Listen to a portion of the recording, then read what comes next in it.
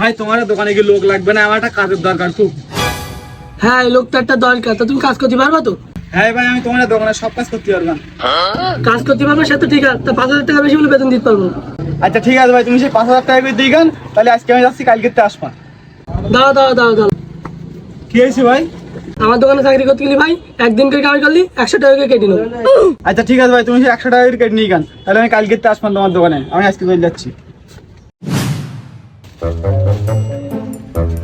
সবুর ভাই, আমার তো 1 মাস হয়ে গেছে, তোমার বেতন দাও। ভাই তোমার আমি কে বেতন দেবো? তুমি তো 1 মাসে একদিনও আসোনি।